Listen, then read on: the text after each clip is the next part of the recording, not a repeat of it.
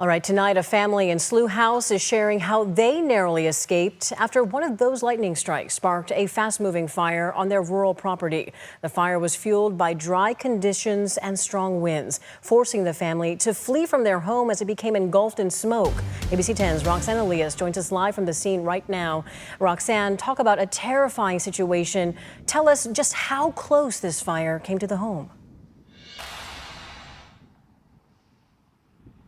Well, Laura, if you can see behind me, what's left is just dozens of acres of charred land. And what was left behind as well was a shaken up family, because if you could kind of take a look here, the fire came so close up to the house, just feet away, before firefighters were able to stop it in its tracks.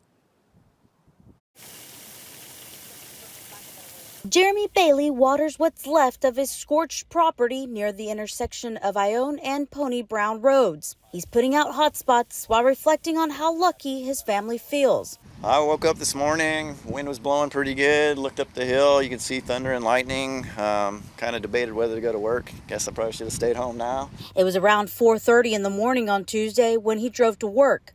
A few hours later, around 8 a.m., his son Eli called to let him know a fire set off by lightning was creeping up on their home. The family sharing this photo. It was low to the ground and then it was high within minutes, so we were just lucky to get out when we did. Eli and his boyfriend Dayton Bowles say they hopped in a car driving to safety as fire crews arrived. As we're driving out, we were engulfed in smoke, couldn't see 5 feet in front of my own face. All I saw was the light trucks. I was slamming on my horn to make sure they knew I was trying to get out. If that gate wasn't open, they wouldn't have been able to get out, and we wouldn't have, so it was definitely scary. Jeremy says he had just bought the 23 acres of property about a month ago, and as a first-time farmer, he was planning to use it for cows and chickens.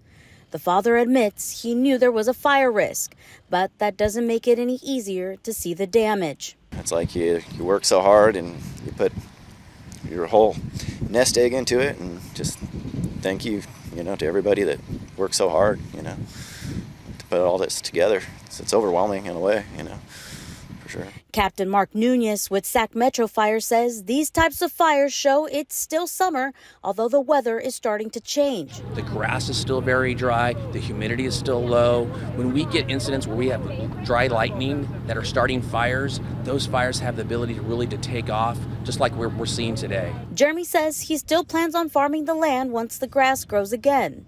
And with fires flaring up in the region, the thankful father now asking neighbors to take care of each other. Keep your eyes out, kind of help each other out, and, always extend that hand when you can.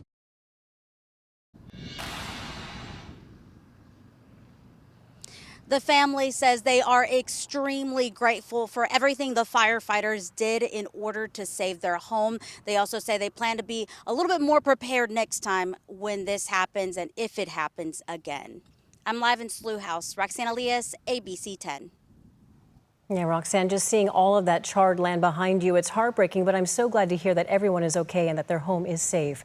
Roxanne Elias, thank you.